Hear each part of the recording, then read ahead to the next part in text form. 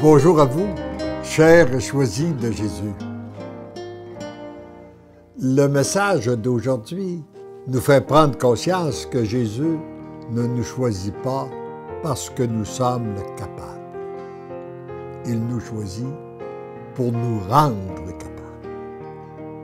Il ne nous choisit pas parce que nous sommes aimables. Il nous choisit pour nous rendre aimables.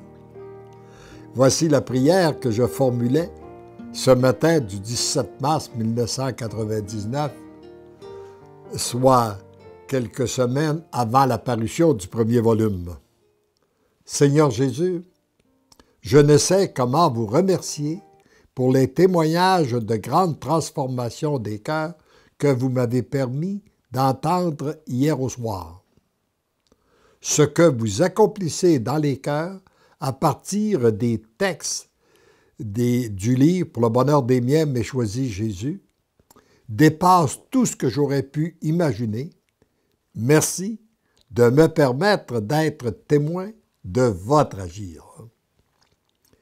Et c'était le manuscrit que l'éditeur avait laissé sortir et c'était commencé à se diffuser. Je vous soumets les deux intentions qu'une personne m'a demandé de vous adresser, une pour elle et l'autre pour son ami. Je dépose également dans votre cœur de miséricorde mon attitude que j'ai eue hier, reflétant mon angoisse face à certaines situations d'affaires qui me préoccupent encore. Pourtant, il m'avait dit à plusieurs occasions, « Tu n'as pas raison de te préoccuper, et puis j'ai pas d'objection que tu t'occupes, mais je ne veux pas que tu te préoccupes. » Et même après ce temps, je constate que je me préoccupe encore. Et mon manque de foi après tant de faveur. Parce que si on se préoccupe, c'est parce que notre foi n'est pas assez élevée. Envoyez vos saints anges transformer ces non à l'amour en des oui à l'amour. Merci pour votre grande miséricorde. Merci d'entendre et d'exaucer ma pauvre prière. J'ai confiance en vous, je vous aime. Et la réponse, mon tout petit. J'accueille ta faiblesse, ta fragilité, ta vulnérabilité, ainsi que les souffrances que cela t'occasionne. Je les associe aux miennes, je les dépose dans mes saintes plaies pour les offrir au Père, comme un beau bouquet de roses dont tu pourras respirer le parfum. Ne trouvez pas que c'est beau ça? À partir de notre faiblesse, lorsqu'on lui donne, il l'associe aux tiennes, puis il l'offre au Père, et pour en faire un bouquet de roses. Te permettant ainsi de vivre à l'intérieur de toi une grande jubilation à travers ces tribulations.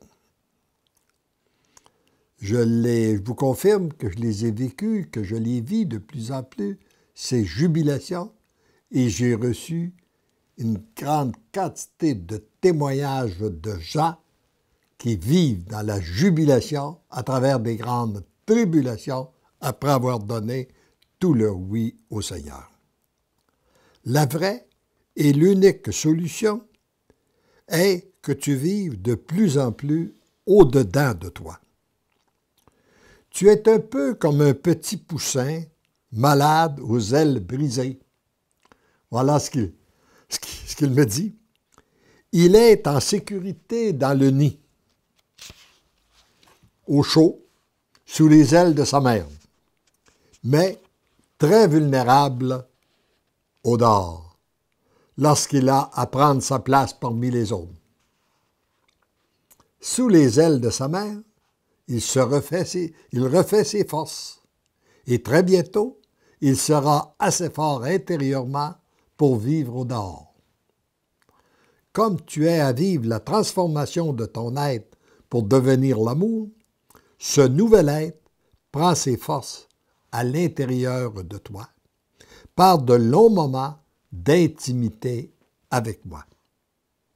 Par la suite, tu pourras affronter les problèmes extérieurs tout en demeurant dans la grande jubilation.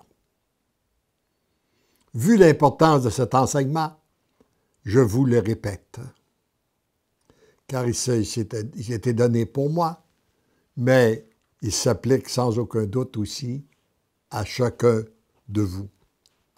Comme tu es à vivre la transformation de ton être pour devenir l'amour, ce nouvel être prend ses forces à l'intérieur de toi par des longs moments d'intimité avec moi. Les temps d'intimité avec notre Dieu. Par la suite, tu pourras affronter les problèmes extérieurs tout en demeurant dans la grande jubilation.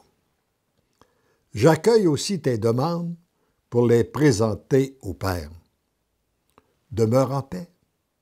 J'ai toutes ces situations bien en main et vous serez de plus en plus témoins de mon agir.